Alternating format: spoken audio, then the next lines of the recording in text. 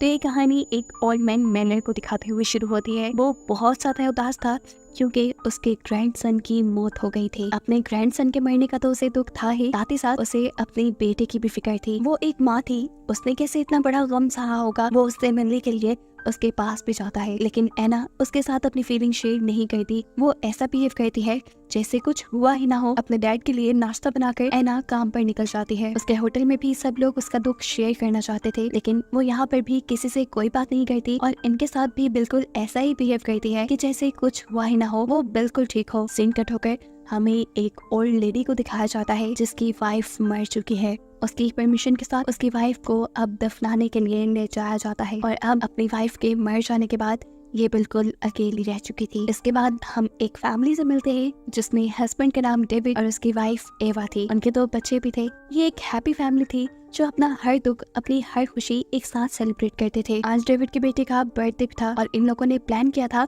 कि अपने काम से वापस आने के बाद ये सब मिलकर ये बर्थडे धूमधाम से सेलिब्रेट करेंगे। ये प्लान करने के बाद ईवा और डेविड दोनों अपने काम के लिए निकल जाते हैं। वो नहीं जानते थे कि आज उन्होंने जो प्लान किया है वो बिल्कुल ही उल्टा होने वाला है। टनल से गुजरते हुए एवा की कार का एक्सीडेंट हो जाता है और मौके पे ही एवा की मौत हो जाती है। उसकी मौत से उसकी पूरी फैमिली बहुत ज्यादा शॉक थी और साथ में दुखी भी। डेविड अभी हॉस्पिटल ही था। ये रात तो जैसे कटने का नाम ही नहीं ले रही थी। इसी रात में हमें एक तेज आवाज सुनाई देती है। ये आवाज इतनी तेज थी कि सभी जिंदा इंसानों के कान फटने लगे थे और जिस वक्त ये आवाज सुनाई दी उसी वक्त पूरी दुनिया की लाइट एकदम से ब्लिंक हुई। इस आवाज के सुनते साथ ही सारे परिंदे यहाँ से उड़ जाते हैं और जहाँ पर एना काम कर रही थी हम देखते हैं कि वहाँ का फैन भी गिर जाता है, लेकिन किस्मत से एना बच जाती है। एना के डैड जो कि अपने ग्रैंडसन की ग्रेव पे गए हुए थे वो भी इस आवाज को सुनते हुए बेहोश हो जाते हैं और जब उन्हें होश आया तो उन्हें अपने ग्रैंडसन की कब्र में से कुछ आवाजें सुनाई दी। उसे लगा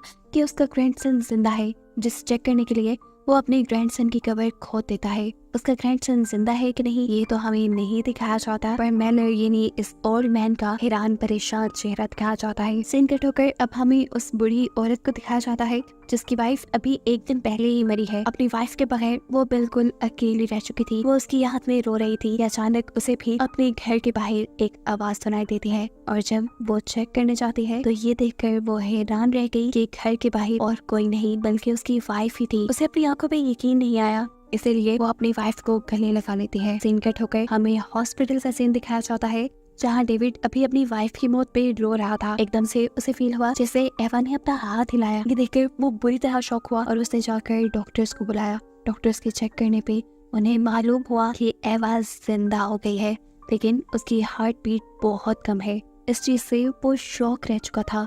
वो घर आकर के बाद अपने बच्चों को भी बताता है कि पहले उसकी मॉम मर गई थी, लेकिन अचानक से फिर उसकी मॉम जिंदा हो गई और अब डॉक्टर्स का कहना है कि उनकी हार्ट बीट बहुत कम है, इसलिए डॉक्टर्स ने उन्हें अपनी ऑब्जर्वेशन में रखा है। डॉक्टर भी इस चीज को एक्सप्लेन नहीं कर पा रहे थे कि आखिर एवा जिंदा कैसे हुई है। यहाँ सीन कट होकर हम एना को देखते हैं जिसका बेटा मर चुका है। अपना दुख अपने अंदर रख रख के वो बहुत ज्यादा थक चुकी थी। वो अब इस दुख के साथ और जिंदा नहीं रहना चाहती थी। वो अपने बाथरूम में जाकर जोर से चीख मारती है और अब फैसला करती है कि वो भी जिंदा नहीं रहेगी, वो भी अपनी जान दे देगी।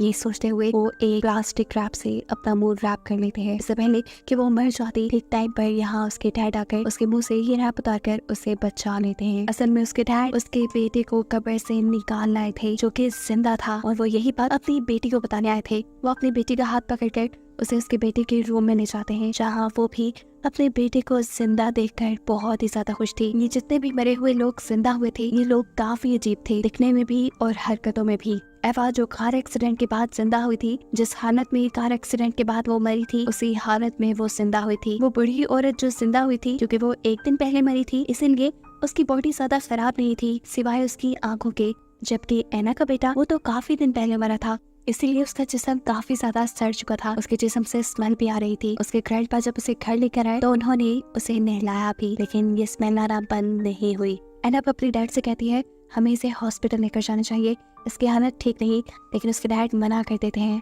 और कहते हैं नहीं हम इसे हॉस्पिटल नहीं ले जा सकते क्योंकि कब्र खोदना इलीगल है और हमने इलीगली कब्र खोद कर इसे निकाला है। वैसे भी अगर डॉक्टर्स को ये बात पता चली कि ये मर कर इतने दिन बाद जिंदा हुआ है तो डॉक्टर्स उसे अपने एक्सपेरिमेंट का बस एक पार्ट बना देंगे। अब ये बातें कर रहे थे कि एकदम से इनका डोर नॉक होता है। यहाँ पर पुलिस आई थी जो एना से उसके मरे हुए बेटे के बारे में ही पूछती है, क्योंकि पुलिस को शक था कि उसके ग्रैंडपा उसे उसकी कब्र से निकालना है। यहाँ एना कोई जवाब नहीं देती और पुलिस यहाँ एना के सैड एक्सप्रेशन और उसकी खराब हालत को देखकर चले जाते हैं। खैर ये रात कट जाती है और सुबह होने पर न्यूज में खबर मिलती है कि सिर्फ यही 3 लोग नहीं बल्कि पूरी दुनिया से मरे हुए इंसान जिंदा होने लगे थे। बहुत से लोग अपनी ग्रेव्स फाड़कर खुद बाहर आ चुके थे और बहुत से लोगों को उनकी कब्रों से निकाला जा रहा था। जितने भी मरे हुए लोग जिंदा हुए थे उनकी हालत करीबन एक से ही थी।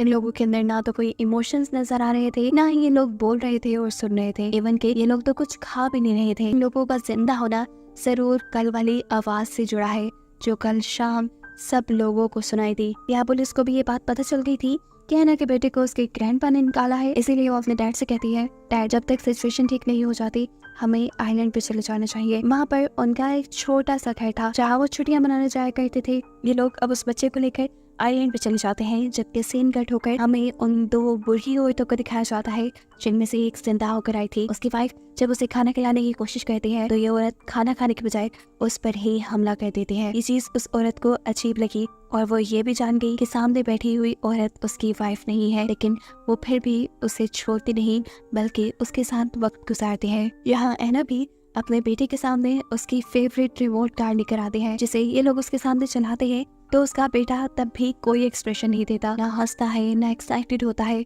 और इससे इन लोगों के अंदर भी परेशानी बढ़ जाती है। खैर एना के जब डैड यहाँ से दूर पीने के लिए पानी लेने के लिए जाते हैं तो हम उनके पीछे एक और डेड आदमी को देखते हैं। यह आदमी देखने में काफी भयानक लग रहा था, ऐसे जैसे वो बहुत पहले मरा हो और उसकी बॉडी काफी ज्यादा सड़ चुकी हो। वो एना ग्रैंड को ऐसे दिख रहा था जैसे उन्हें मार खाएगा। खैर सीन कट होता है और हमें दिखाया जाता है कि एवा के बच्चे एवा से मिलने के लिए गए हैं। एवा ना उन्हें पहचान पा रही है और ना ही उन्हें देख पा रही है। यहाँ एवा का बेटा एक्साइटेड होकर अपनी मॉम को अपना रैबिट दिखाता है जो उसके डैड ने उसे उसकी बर्थडे पे गिफ्ट किया था। एवा अपने बेटे से कुछ नहीं बोलती बल्कि उसका रैबिट पकड़कर उसे जान से मार देती है और ये देखकर उसके दोनों बच्चों के साथ साथ उसके हस्बैंड भी डर जाते हैं।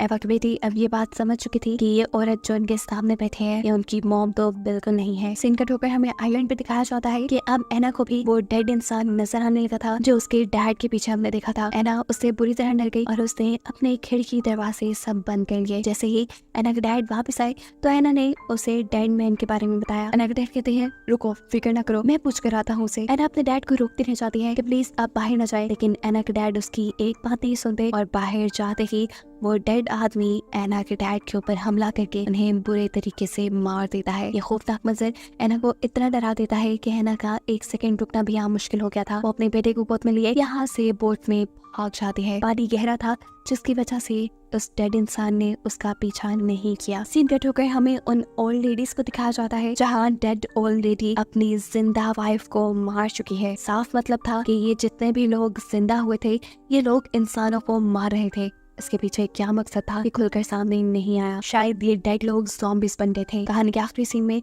हम एना को देखते हैं जो दरिया के जरिए अपने बेटे को लेकर दूर जा रही थी। वो भी ये बात जान गई थी कि उसके पास जो है वो उसका बेटा नहीं है बल्कि कोई और है जिसे आखिरी मर्तबा सीने से लगाते हुए वो पानी में छोड़ दी थी। उसने अब सच्चाई को एक्सेप्ट कर लिया था। जो नेचर ने उससे ले लिया था उसने वो नेचर को वापस कर दिया था। ऐसे उसकी जान किसी भी खतरे में आने से बच गई और हमें उसे देखते हुए ये सबक मिला कि जो अपनी सिचुएशन को जितनी जल्दी एक्सेप्ट कर लेता है उसके इस दुनिया में सर्वाइव करने के चांसेस बहुत ज्यादा बढ़ जाते हैं। कोई भी जाने वाली चीज लौट कर नहीं आती और जो उन चीजों में ही खोए रहते हैं वो मर जाते हैं, बिल्कुल उस ओल्ड लेडी की तरह।